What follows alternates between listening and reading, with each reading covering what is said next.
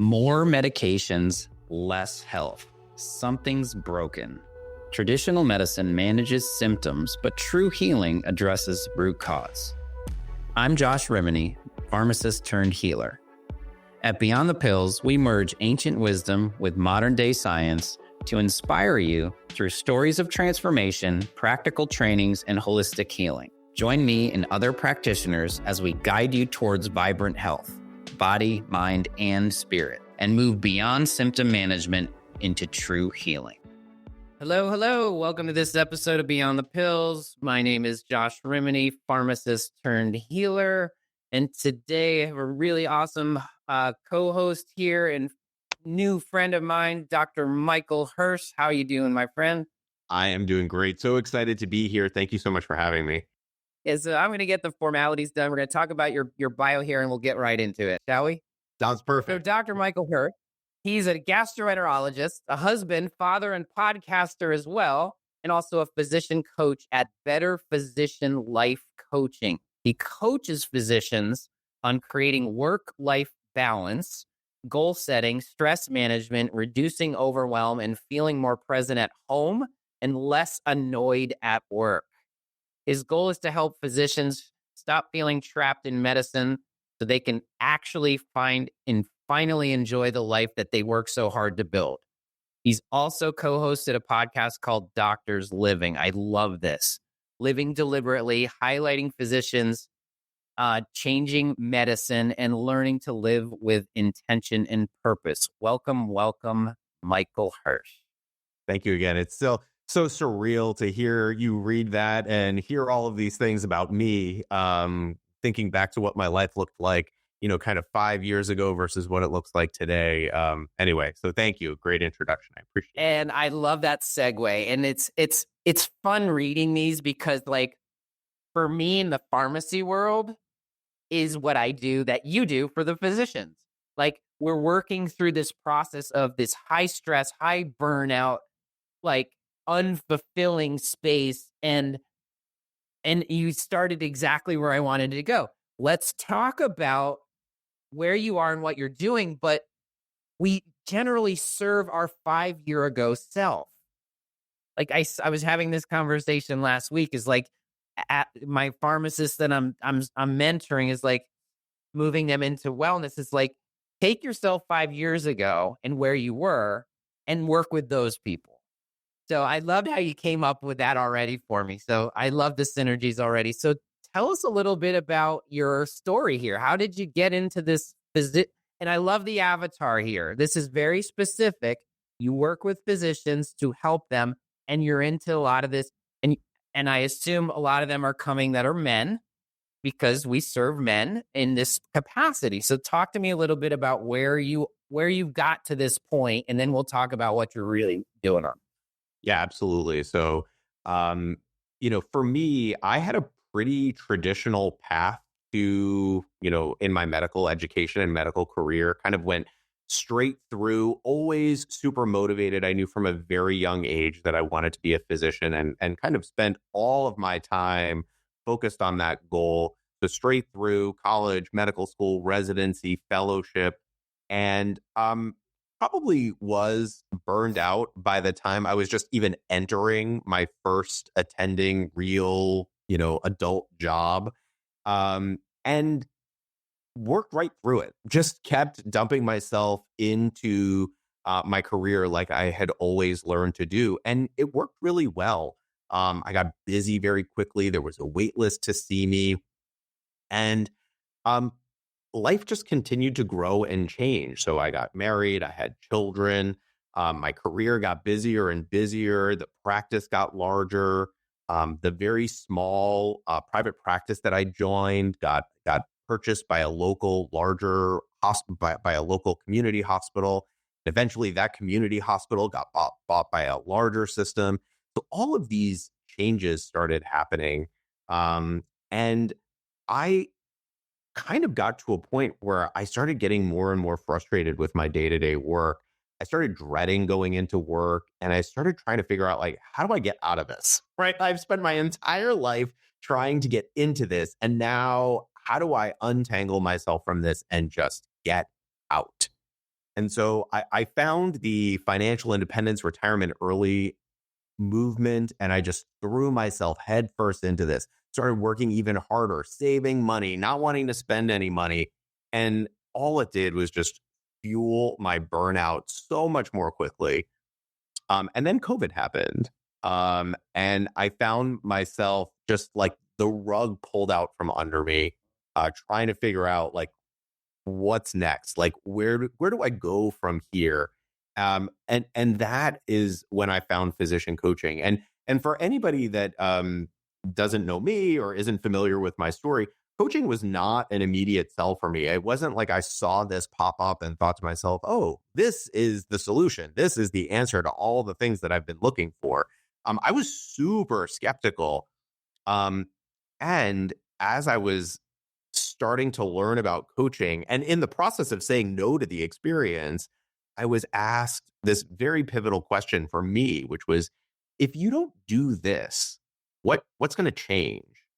And, in that question and the answer to that question, I decided to take a chance on this unknown entity, which for me was coaching, and my entire life changed. And to get to the point that you were making, and then I'll stop talking. All of this is my life, today looks very similar to the way that it looked before. I live in the same house. I am still married. I still have the same children. I go to the same job every single day. And my life looks completely different than it did at that point in time. And so that has been the impact of coaching for me. And I love that. So the outside world is very similar, but this inside world has very much changed, right? 100%. We're fulfilled, and this is part of the story of transformation and healing that we all go through. And I love how you framed up, like, well, I call it the first mountain of life, right? You go to school, you have children, you build a practice, your job, and then there's this pivotal moment that says, is there anything more than this? Well, I worked my tail off to get to where I am, and I'm miserable. I don't know what, and I'm looking to get out of all this work. And so you were seeking something more because the outside wasn't fulfilled, right? We always go through this part in our own life journeys, but as physicians and healthcare workers, we're kind of like like what you said was like, before I even started, I was in burnout, and it's almost like a badge of honor for you, especially the physicians and the residencies. It's like, if you're not working 100 hours a week, you're not making it, right? And it's like you're already taught to burn the candle at both ends because that's the way it is. And at the same time, we're here to help other people be well. Like, that's the job, right? The job is, let's make people healthier, let's make people less sick, or maybe even well. And we're taught that we can't be well and help, and we have to help other people though. So I love how that, to me, it's like, it's the wrong you're trying to right within yourself though. It wasn't like, oh, the system's wrong. It's like, I can't do this if I'm not well. And so you sought this thing out. And then what I love about this, and we'll talk about your aha, some people just do themselves and they're good. But you were compelled to help others in this journey. And this is I call it the wounded healer's journey. Like, you heal yourself, you're moving yourself through, and you're like, there's more of me. There's a lot of more of me. There's so many physicians out here. There's so many healthcare practitioners that are in this, because I talk to them all the time, because you're in your own circles, right? And so something clicked there. We don't have to go fast forward, but like, I want to talk about that story because you were now helping others in this journey yourself. So you said it though, like, you're still a gastroenterologist, you're still in a full-time practice, you're still doing this. So I want the listeners here, whether you're a physician or in healthcare, whether you're it's also really good for the patient level, the people that are in this, to hear this from our side, because you come in as the white coat and everything's great and you're supposed to be good, but you're a human. You have life. Like, you're like worried about all these other things, and then you got to keep it together to help that other person, but it's not really true, right? It's like we have all this stuff going on. So I love that. I'm trying to think about this. Is when was this thing like when did you know it was like I'm I'm I'm on the other side of it now, right? Because you're in a good place. Most of the people on this podcast aren't in the throes of the dark night of the soul. They've gone through it, right? And so you're still in a high stress job, but you're feeling pretty great. So talk to us about this coaching philosophy for physicians because it's pretty novel for me even to hear people in this space of like, oh, I just don't coach on wellness. I coach physicians so they can also help up level themselves and their patients. Because has this helped your practice in the way that you manage as well? Yeah. 100%. So, a couple of things here. I think, in answer to the first question that you were asking, which was kind of when did I recognize that things were shifting? And I think that came when I started to be able to see the aspects of my life that I did have control over. I think there was a part of me as I was kind of racing for the exits that just felt like I had lost all aspects of control when it came to my career and my work. And when I kind of thought that I had no control, that's exactly how I was living. There was a tremendous victim mentality there. And so Mhm. that was part of what was fueling my desire to leave, was recognizing, well, that is the one thing that I have control over. And it turned out that I actually, we don't have control over everything. We cannot control every single aspect of our days or our lives. And when we can focus on the things that we do have control over, everything shifts. And so for me, that was kind of a pivotal moment. And it happened relatively early on. I think that is the power of coaching, is enabling us to see our locus of control in situations that we're already living in. And it was incredibly empowering to me, to be able to talk to other physicians who were also in it and who understood what my day-to-day challenges were, and who could also provide some insight from the outside and say, well, have you tried this?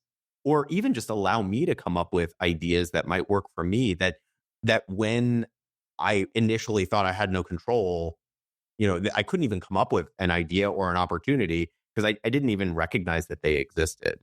Um, that's one piece. And do you want to stay here for a minute? Yeah, because it's super impactful. What I'm sensing and feeling is a lot. Like, and I mirror it in the pharmacy world, right? I'm a community pharmacy owner, and there's 20,000 of us. People don't actually realize we have a lot of power here, and there's a lot of community pharmacies, and they're all burnt out. And it's the same with the physicians. It's like, oh, it, you know, I feel like the only way out is like, or with a perception of this, because what you talked about was like, oh, I want to get out. And then I'm going to sell to the hospital and that'll be fine. Everything will be fine now because I won't have to deal with the business side. And then all of a sudden, no, it didn't quite work out.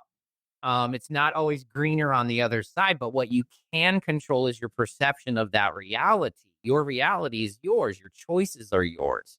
And so I loved where you got to that locus of like understanding. It's the knowingness. Because I want to spend some time here only because providers that are listening, there's a lot of us that are stuck right now.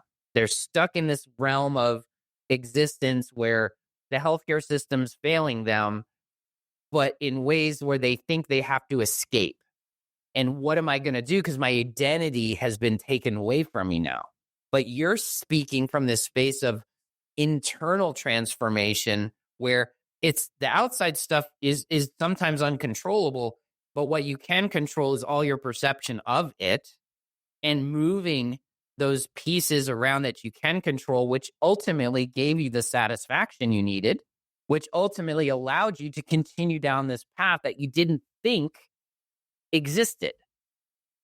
And that's huge. That's powerful. That's why I want to sit here for a little bit and just absorb that because physicians, pharmacists, dentists, it doesn't matter. We're all in this high stress, high burnout stuff, and we don't know if there's a way out because we're looking on the outside.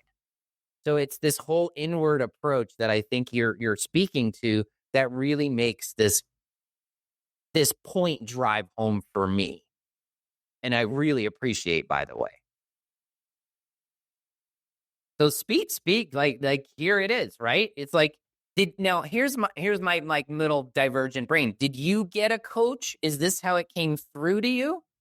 And, Yes, and this and I love coaching and mentoring. And if anybody is listening, the best analogy is the best of the best always have a coach.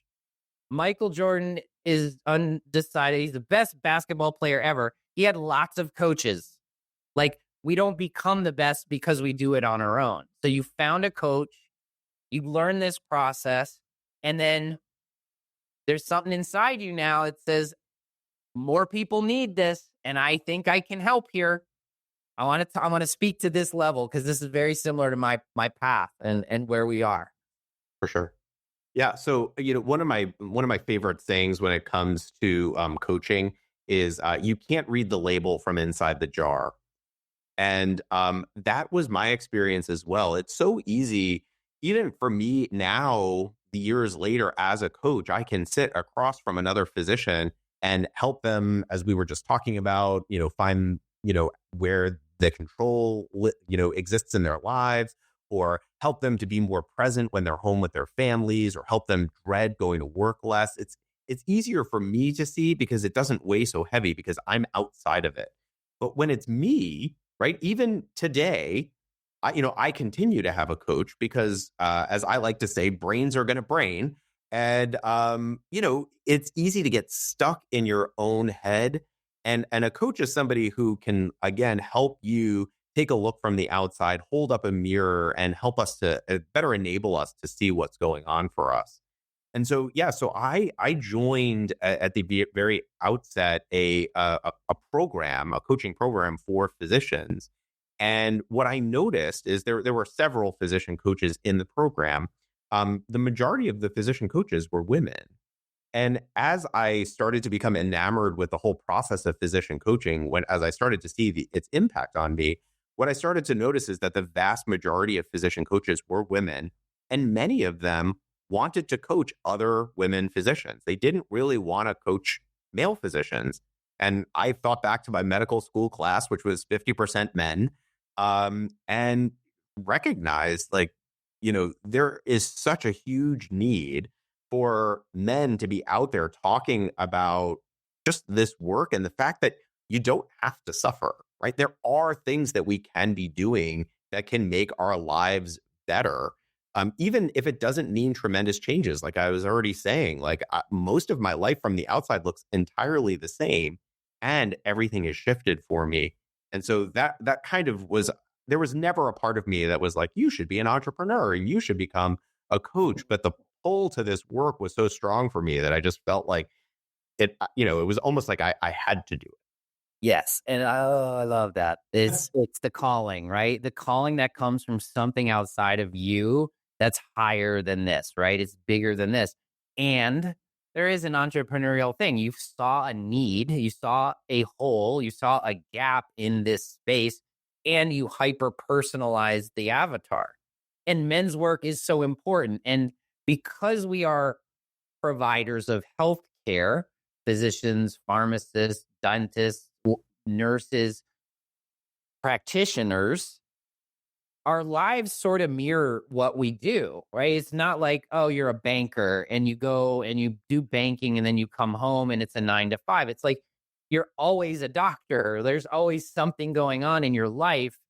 And I just love this resonance that you've created for yourself and for others that really speaks to like, it's all this is a lot of the practice I've done in my healing journey is literally it's like the outside world, no matter what it is, it doesn't really make the big difference. And this is where we go and we go to our I call it second mountain of life, but it's really that second part of our lives when we're in that 35 to 55. And this is why I love doing men's work and I love working with entrepreneurs and high impact individuals, especially men, because this new masculine is also here, right? We have to talk about these things called feelings and not bring them down and shove them into this space, because I'm sure you're working with people that have had developmental or other specific traumas that they're just stuck in this loop. And so this whole concept of my life is pretty much the same on the outside, but I'm completely different. I'm completely transformed and I have joy in my life. I have purpose in my life. I get up and I wake up and I'm happy, even in, I call it, you find joy within the chaos, right?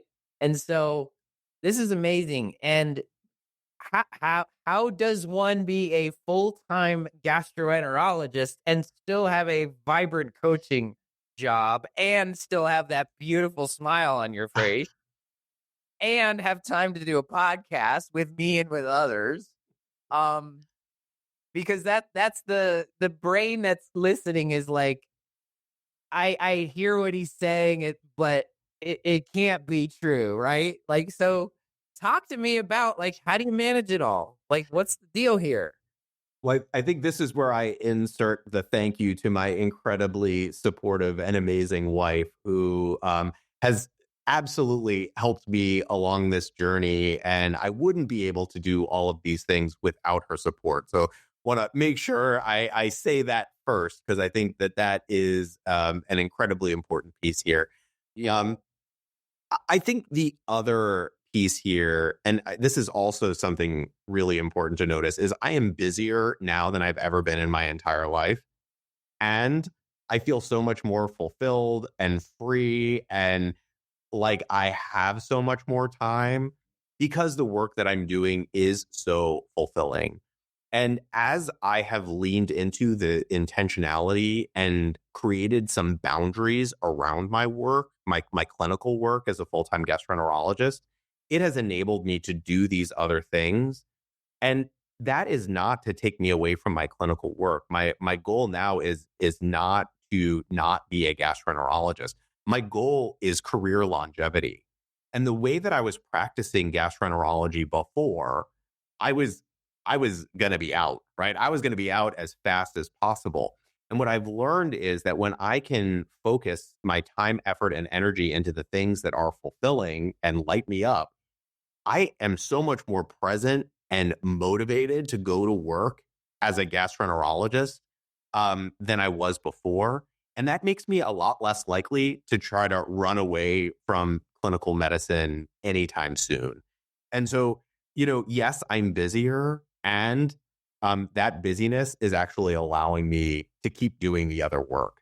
And then it's really about boundaries. It's really about figuring out like what is the times that I'm doing the different work and how do I not let those encroach on the other things while ensuring that I'm making time for my family.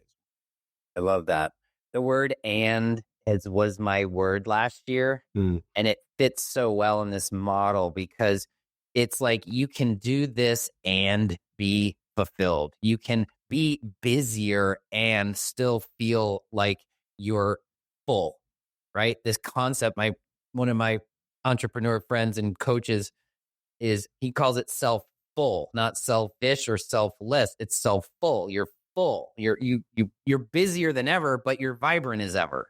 And sometimes but it's the and approach. It's not the or approach. It's like I can't do all this or I'm gonna have lots of energy. It's like you actually can have both, and there's a path there. And yes, you need a coach. You can't do this yourself, because if you do, you already know the path, right? The path is already there. It's like, so coaching is also really fun because when you're mentoring and coaching people, you get to speak through experience, not through this analytical brain that we're in. Like, hey, this is the protocol, and the male analytical, left brain approach is going to be like this. It's like living. Hey, you're not alone. This is why I do what I do, because I've gone through this process, and now let me help you compress your time, money, and energy so you can get there a lot faster. That's really why the coach is there. And the coach doesn't play the game, by the way, guys, right? The player plays the game. The coach guides down the path. You're the guide in their journey. And that self-discovery piece is really the process that I think we take as coaches, is because you're alongside them. You got their back. You're running with them, not for them. And that concept can be hard for especially a high performer who's also spiraled into cortisol and burnout and addicted to these hormones of stress and moving them out. And the concept for me, I don't know if this resonates with you, but it's slowing down to speed up. It's putting these things in the places. And talk about boundaries with me, because this is something that's difficult for people to hold, especially as physicians who are moving and shaking and doing the things. So when you did that, talk to your experience, because boundaries to me are really rooted around what you said is, if I'm doing the things that light me up, that resonate at the highest level for me, and I'm doing more of that, then it's a lot better for me to fill that. And that's where the boundary comes in, right? You got to put the boundaries on what you love to do and what you're not so good at, or what drags you down, or lowers your vibrational energy. So talk to us about your boundaries and what you do. And I wanted to talk to me about the process you take with someone, because this is also really important so people can understand what the heck does this mean. Sure. So, I'll just adjust your question slightly, because you asked it as in like past tense, but boundaries are kind of these living things in our lives. And as we change and grow, Yeah. so do our boundaries. And so boundaries that I created for myself, 5 years ago when I first started this journey, my life today, I've had to adjust those boundaries because things change. I change. I am different, and I've grown over the last 5 years. And so, you know, and I also love how you were just referring to, you used the term addiction. And I think I have felt that with busyness. This was something I kind of knew about myself, but wasn't fully aware of how addicted to busyness I have been throughout my entire life, and how challenging it can be for me to just sit still, because I love being productive. I'm a very determined and highly motivated person. And when you look at it just from that standpoint, it sounds great. And a huge driver for success. And your favorite word, it also prevents me from being present and sitting still and allowing just experiences to happen while I'm sitting. And so that is where boundaries play a tremendous role. And you were talking about the process that I take people through, and I think this highlights it perfectly, because it starts with recognizing, where are you now and where do you want to be? And I want to be able to sit with my kids and talk to them about their day without staring at my phone, checking my email, trying to think of, my to-do list with all of these other things that I need to get done.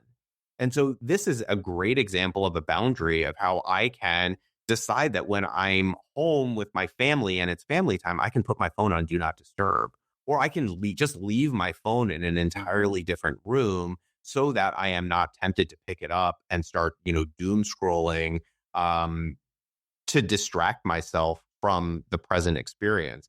And that is how boundaries, I love to think of boundaries as a way of just showing love and respect, not only for the other person, but also for ourselves. And when you can approach boundaries in that way, because some people have a hard time making boundaries, wondering like, what's the other person going to think of me if I say no? And most of the time, we would much rather somebody say yes to us because they actually want to do the thing, rather than just say yes because they are worried about what we're gonna think about them. So when you can create boundaries from that place of authenticity and love and respect, Yeah. everything falls in line. But it can be a process. It's not easy. And I speak from experience. Well, I love that you reframed it. Thank you for that, because life is evolution, right? We're always constantly evolving. And I think some people think of change as something that's like the unknown, it's unsafe, like change, but like we are always constantly evolving. That if we're not evolving, then we're not growing. And so I love where you brought that up. And I also love the fact that you're speaking from a place of your boundary of, hey, you know, I went through this surrender experiment over the summer, and I literally just said yes to what resonated with me. And I just said, I'll leave it up to the universe, God, universe, spirit. I call it Gus now, whatever you want to call it, is you can and the breadcrumbs just fell into place. It's like, oh, you're on the right path. Just keep going. Instead of like my old self would say, I'm not going to do that in fear of someone else's reaction, is what you were saying. Exactly the same thing is like you shifted your priority to you in a self-full way, not a selfish way. And you held that. You held the boundary. That's where coaching is really important because we don't hold those boundaries sometimes. We let them go because it's natural. Especially, talk to me about this because of a healthcare provider. We're taught to put everybody first before ourselves. And this shift, I imagine, for you created that boundary, but it also created the shift in priority. I used to say, it's like, all right, I had it wrong. It was business so I could have a family, so I could have a wife that was happy, so I could be happy. And when I flipped I flipped the script literally and said, me first, then my relationships, then my business. And when I did that with intentionality, like you said, and I really created my own boundary for myself, not for anyone else. It was like, I don't know, I can't explain it in any other way besides like magic happened. Like it just all of a sudden, my life just turned completely around. And so I imagine, is this part of the process with you that you take with physicians? Because we have it backwards. We're programmed this way. So we got a neuroplasticity. We know we can retrain ourselves. And is that part of your process where you're taking these physicians to kind of prioritize them first? Absolutely. Right. Yeah. So, when you can show up better for yourself, you show up better for everybody around you. You show up better for your family. You show up better for your patients. You show up better for your friends. But you're right. It does take a moment. We are trained to always be looking outside of ourselves. Like, what am I doing, for all of these other people? And when you can, as you were mentioning, reframe and shift and refocus on what are the things that I need so that I can show up Right. better for all of these people, right? That's when you get that fullness as opposed to the selfishness, right? Yeah, well, it's just how how do you get them from where they're at to like, because this theory's great, but we got to get them into action, right? It's like if you can read the book, but if you don't do it, then it's not going to work. This is a big part of our programming as helpers, healers, healthcare workers. We're automatically going to, and maybe we're attracted to becoming a physician, like you said early on. I just knew it's because you want to help other people and you almost forget about yourself first. So I want to sit here because the perception of that is what people think, but really in reality, it's the air mask, right? It's like putting your stuff on first, over full, so now you can help. That like when you shifted, give me a couple examples of what you can do to get people started here, and then I also wanted to help me frame out how did this give me some examples of how it actually changed the your patient care and the outcomes that you're getting. Because I think there is so many intangibles on the energetics for this that have to be talked about. Yeah. Well, typically when people come to physician coaching, when other doctors come to physician coaching, they are looking for change. Something in their life is not working in the way they want it to be working. And so they are looking for the growth and the change. And so when we're talking about the challenges of creating boundaries, you're right. This does take work. It takes time. It takes effort. It takes iterations, right? Sometimes the first thing that we try is not the thing that gets us to where we want to go. But that process begins by attempting to make some change and then figuring out, okay, did I get what I wanted and needed from this? And if it worked, great, do more of it. And if it didn't, then we pivot and we try something else.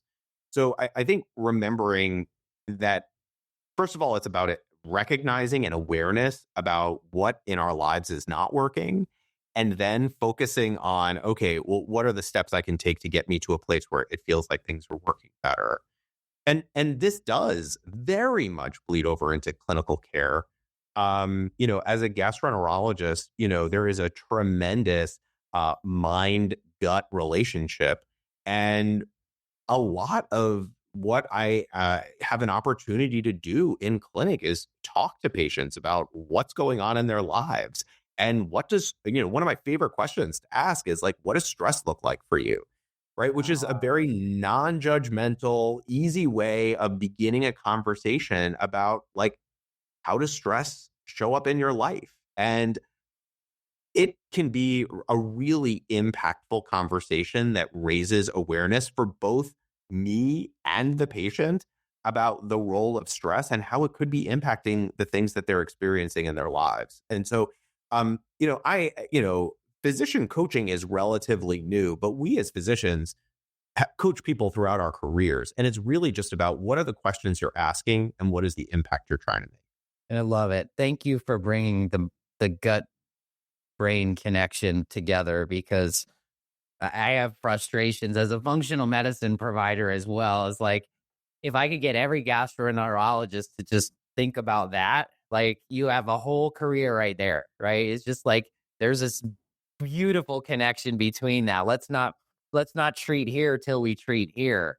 And when in doubt, treat the gut. So you're in a great place to transforming lives through the gut as a gastroenterologist. And I love that you're bringing this up. Is how many physicians start there? Like how does stress affecting your life? How does it show up for you? So we can talk about that, not just talk about the pill for the ill and what I'm going to prescribe for you that's going to mask the symptom of the problem. You're already starting at the root cause, which is beautiful.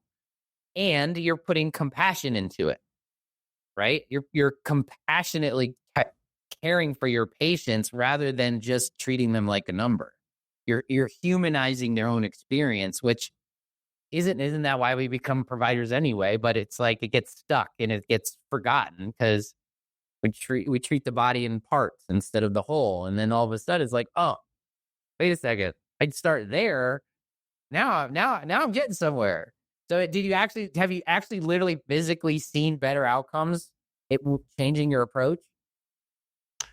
Oh yeah. So absolutely. Oh, I And love this that. has been a part of my practice for a long time, but I think the coaching has helped me to hone in on what are the how can these questions and conversations be framed in a way that they help people in the best possible way, because questions are very powerful, and we also have to be careful about how we ask questions and how they can be perceived by the other person, right? If you ask a question in a particular way that comes off as judgmental, the other person just completely shuts down, and they won't even entertain the conversation that you're trying to have with them. And so I think that is what coaching has brought to my clinic visits, is an increased awareness of what does this conversation look like, and an intentionality behind the questions that I'm asking that encourages patients to participate in the conversation. And I love this because it's happening underneath. It's not something that they're consciously aware of either. It's like the energy that you provide into those conversations becomes naturally empowering, right? Because we don't want disempowerment. And you're also the what I also sense here, and what I've done with my patients as well, is like when you're opening these humanistic conversations outside of like the body part component, like it just generally allows them to kind of open up. Because how many times has someone ever been able to talk about stress with a gastroenterologist? Like, how's your stress level? How's it affecting you? Where are you showing up with this? Because that affects what we're talking about here. And all of a sudden they're like, do you like it? The eyeballs light up a little bit? And you're like, That's what makes me smile. It's like, oh, you have a role in this. I'm not dictating you. Like, you're empowering your patients as you're treating them. It's like, again, the and thing. It's not one or the other. And so that to me is the new paradigm of health. Is like I've said it too, is like it's almost like the health coach, right? So pharmacist for me is like act more like a health coach rather than a dispenser of medication, and you're going to get way better results from your, you know. I love this. This is amazing. I get to talk to the gastroenterologist I've always wanted to talk about, because this is it. It's right here. It's not the ologist world where we're just looking in one little place. Beautiful. So do you have, is there a place, what's your website? Like, how can people get resources and learn more about what's going on here? Yeah. So, as we've been chatting about, I do have a website where physicians can come and learn more about physician coaching. It's www.betterphysicianlife.com. And I have a whole bunch of free resources on the website. So when we were starting out this conversation, you were talking about kind of this feeling like I trained my whole life for this. And is this it? And I hear so many physicians in our conversations kind of curious about what's next for them. So I created a free resource, which is available on my website, which is a video and a worksheet that helps physicians to really examine kind of what they want to see in their life over, the next 20 years so that they can start creating it today. So that resource is available. I also have a blog, and as we discussed at the top of the episode, a podcast that I did for a year called Doctors Living Deliberately. I'm really focused on helping doctors to live, present and intentional lives. And and it's all available, betterphysicianlife.com. I love that. Um, Talking about being present in our lives and living with intentionality and purpose driven, like these are things that I feel sometimes get forgotten, but are really the drivers of our humanity and why we got into the business in the first place. And shifting that persona, shifting those priorities, shifting those perceptions around, like, that changes lives, right? It changes lives. Um, and I love the fact that we're kind of connected in the space of male coaching, men's work, because it's not that we're separating ourselves, but there's such a different dynamic being in the male masculine as a provider, and there's differences that you have to speak through, because I could balance a woman's hormones in menopause, but I'm not going to connect on a level that a woman can, that says, I feel you. I understand where you're coming from because I am one of them. So I love that you have this sort of niche in that space of, strength and vulnerability, and really working on, like, this is men's work. Men's work isn't just squash the feelings down and go provide for your family, like at all costs, because that's where you carry the armor. It's like, no, it's actually very different than that now. And Yeah. so, And unfortunately, that's how we're socialized. That's how men are oh, yeah, socialized. it's broken. Like, the way we talk about all this in these rooms is like, it's not our fault. Like, we're programmed this way, and moving that program into more awareness, right? This is what you're doing. This is why I love having these conversations, is you're actually setting purpose-driven goals. You're holding that space for them. You're using it from the perspective of where we talked about in the beginnings, like, hey, 5 years ago I was there. You don't have to be there. I know this path has been, every path is different, but there's this North Star we all take. And let me help guide you through that process. You're amazing. Yes, This is awesome. 100%. Yes. And just speaking a little bit more to what you were just saying, is that there is this huge weight on men to be the provider, to be the person who is financially providing for their families, but there's also this tension with wanting to be with their families. And so, how do we balance this tension between making sure that our families have all the financial resources that they want and need and being present with them, being home, not always kind of just, throwing yourself into your work for financial gain. And it's hard. I mean, it seems like we should all just be okay with it. And that's not how we're socialized. And so this is a lot of the work that needs to be done so that we can enjoy being present and not distracted when we're with our families. Well, and it's such a key piece to this whole pie, this whole puzzle. And I love that we were bringing this up in these spaces is like, we're, the way I look at it these days too is like, yes, it's when men wear the badge of honor that says, I'm doing all this hard work so you can be a good family, and I'm putting the roof over your head so you can have a good life. And it's like, no, but you got to be present with that life or else you're going to miss it. Because what at the end of the day is when you're at the pearly gates and you're thinking about the next level of your life and beyond, it's like, what do you regret the most? Not having time with my children, not being present with my family and the experience of my life. It's like this is why I have a very interesting way of like sharing my own abundance, but like I don't get it where people were, I'm going to work my ass off until I'm 65 so then I can be okay. It's like, no, you can actually be okay along the whole ride. And that's what we're here to do, right? That's what we're here to be. We're here to have a human existence in this divine body that we have, but live life in the present moment, and staying more present is actually way better than all that other stuff that we're in the past or the future. Uh, I recently read a book, Die with Zero, which Yeah. touches exactly on this. And I love the way it's framed in that book is we have kind of this triangle of health, time, and money. And when we are young, we have health, but no, and we have health and time, but no money. And as we get older, we have more money, but we have less health and less time. And how do you maximize your experiences so that you're not so solely focused on money? Because as you were just so very importantly mentioning, when you get to 65, you may have the money to do the things that you want to do, but your health and your time may not be on your side.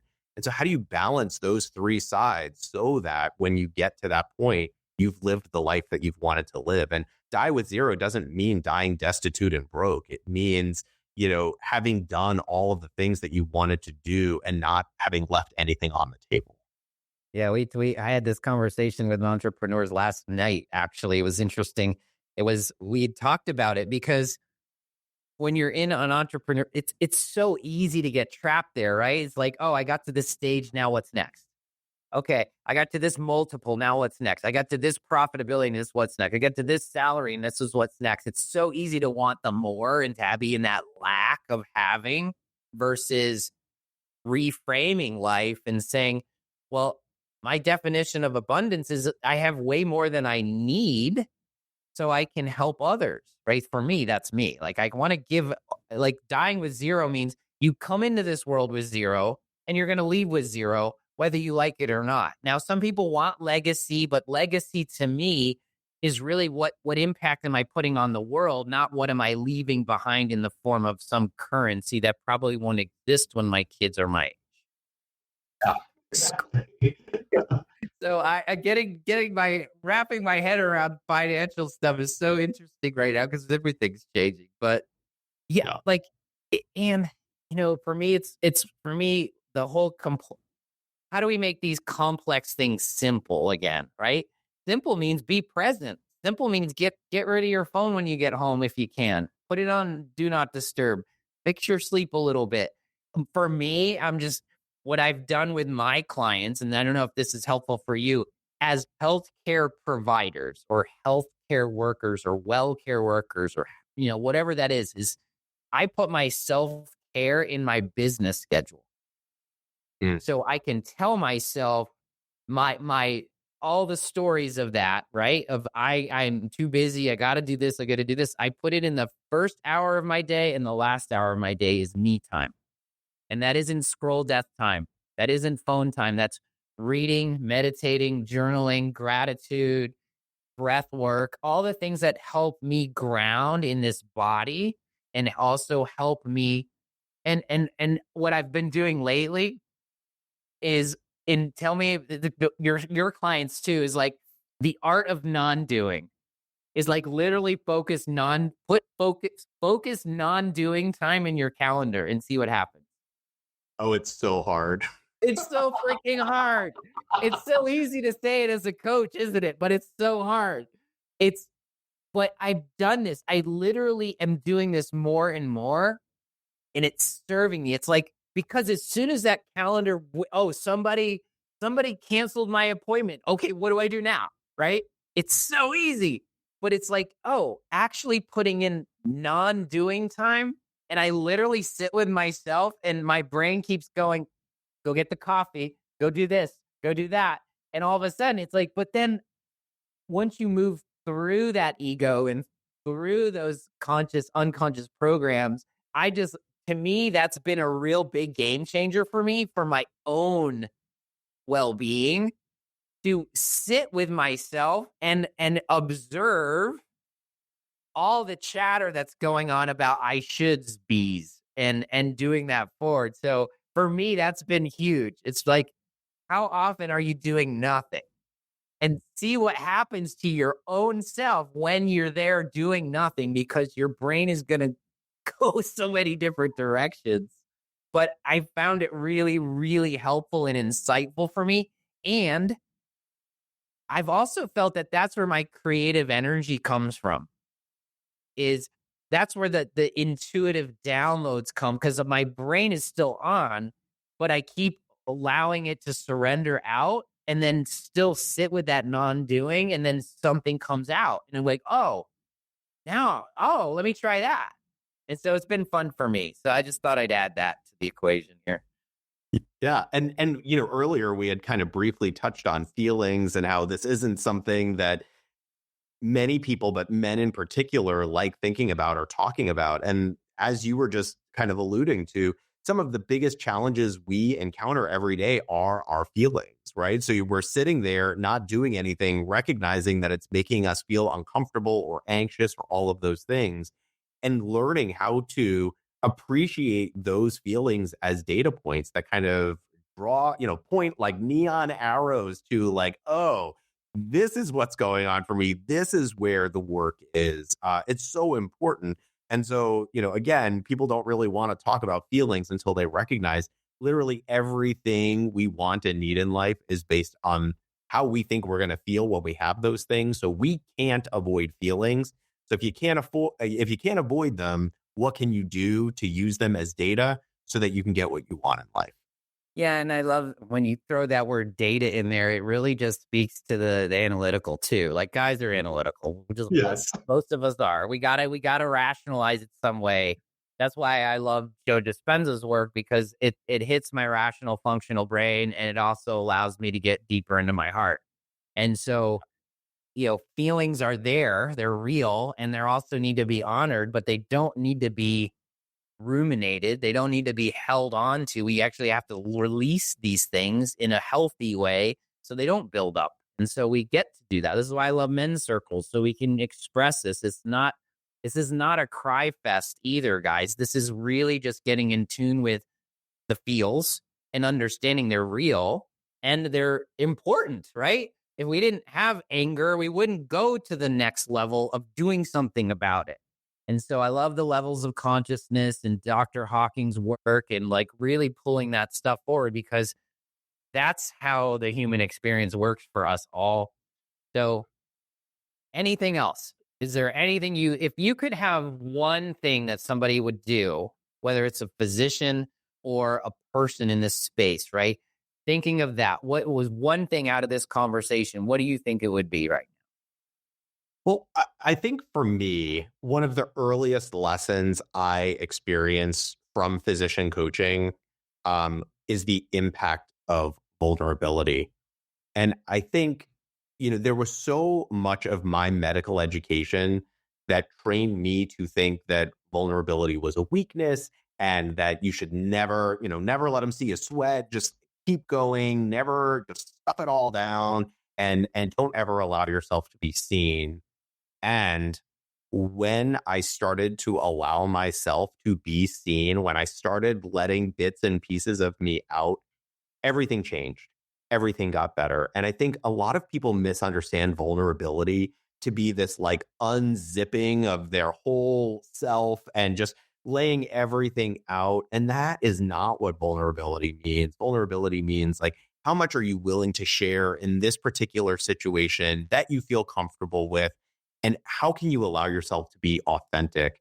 And so much time, effort, and energy is spent in making sure people can't see us or hurt us. And I have found that the more you allow yourself to be seen, the better everything gets. And so if you take one thing away from this conversation, it's vulnerability is not a weakness. And honestly, when you can ask for help, lean into vulnerability, lean into authenticity, that is actually the very beginning of all the changes you want to see in your life. Well, and that's so critical, especially as a physician. Like, you're taught not to say anything about you don't know. Like you're supposed to know it all.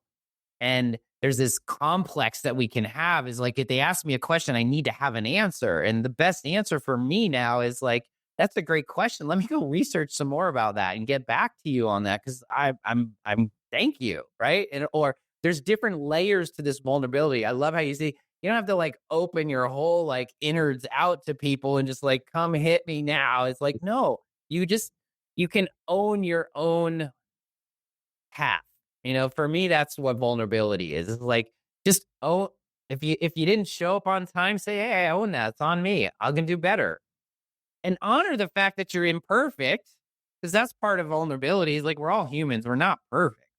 And sometimes I think as physicians and medical providers, like we're told that like we have to be higher than them, because I learn the most out of my patients when they're asking me these awesome questions now. And it's like, I never thought of it that way. Thank you. It's like, oh, you have a human experience too, and so being vulnerable as a provider, I think is awesome. I think that's such a cool thing to frame this conversation up.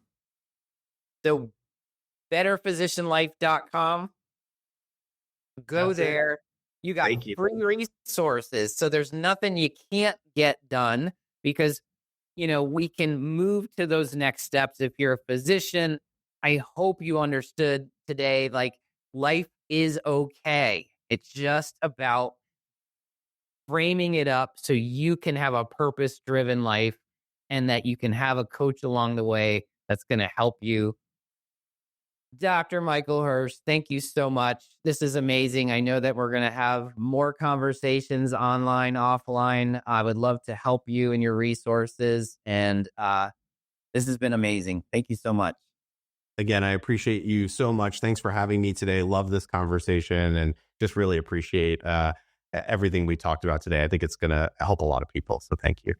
Awesome. And I love heart-centered men doing really good work in the world. So thank you for everything you're doing, my friend. All right, everybody. This is the wrap.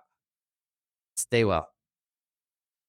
Thanks for joining me today on Beyond the Pills. If our mission to deprescribe 10 million unnecessary medications resonates with you, share this episode, subscribe, and leave a review. Whether you're a practitioner or someone ready to reclaim your health, visit rx2wellness.com for free resources to begin your journey. Together, let's go beyond the pills and co-create a world of vibrant health and true healing.